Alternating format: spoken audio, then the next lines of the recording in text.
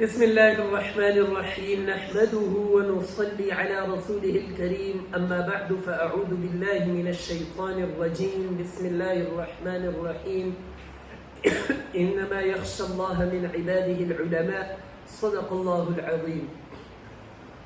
امو عزت مندو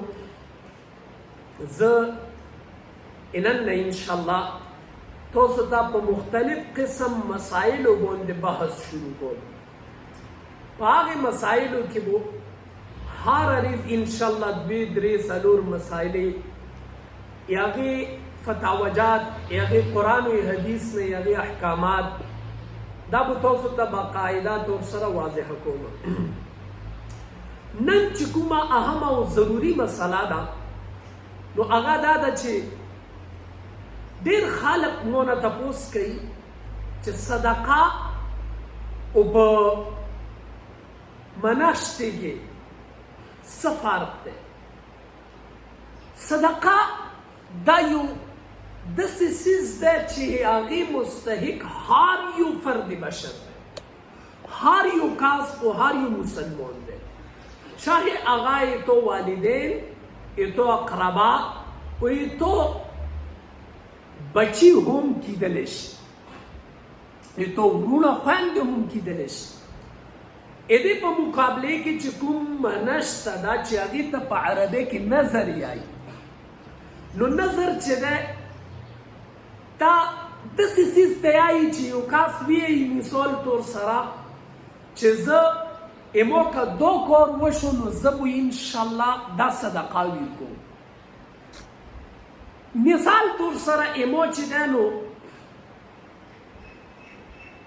ازوی قرآن حفظ کو نو زه به چې دی نو یو دیګ خیرات کو، یا یو کس ویایي چې مثال طور سره ما ته الله تعالی کور راکړو نو زه به چې دی نو 1,00,000 روپۍ صدقه کوم، یا یو کس ویایي چې مثال طور سره ما ته الله تعالی ګوډه راکړو نو زه به 50,000 روپۍ خیرات کوم، یا یو کس ویایي چې مثال طور سره الله تعالی ما ته 52 کیلوګري راکړه نو زه به داسې چال کوم.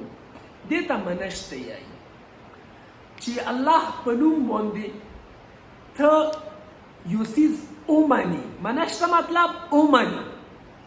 نو ادې د واجې نه دا ډېر خلک کوي. حضور صلی الله علیه وسلم ارشاد مبارک دی چې تاسو منشتې ما کوئ، ځکه چې الله تعالی ته دې خبرې ضرورت نشته دی، الله تعالی ته هیڅ حاجت نشته دی چې هغه تاسو یې منشتې د واجې نه هغه چې دی نو الله رب ذوالجلال تاسو کور وکړي.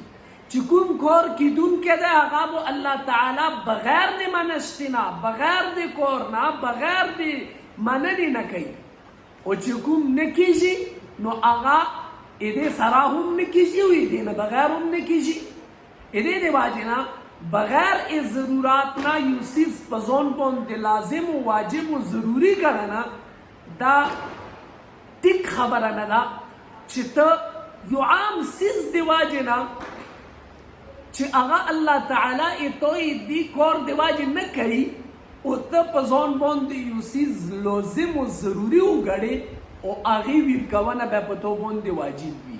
نو دې د واجې نه په دې کې فرق دا دی چې یو کس منشته وکړه نو هغې منشتې مستحق هغې بچي هغې والدین هغې ورونه خویندې نشي ګرځېدلی، بلکې د هغې مستحق هغه کس دی، دا به هغې کس ته ورکوي او دا به په هغې کس باندې خوري چې کوم کس زکات مستحق وي، هغه غریب وي، هغه یتیم وي، هغه فقیر وي، په هغې باندې زکات کیږي نو هغه د منشتې مستحق ګرځېدلی شي.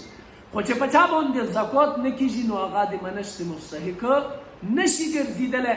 دې د واجې نه بس دغه بنیادي فرق دی چې صدقه هر څوک اخیستلی شي او منشته چې دی نو هغې مستحق صرف او صرف غریبانان خلک دي چې هغه د زکات مستحق وي. الله تعالی دې موږ ټولو ته د عمل توفیق نصیب. السلام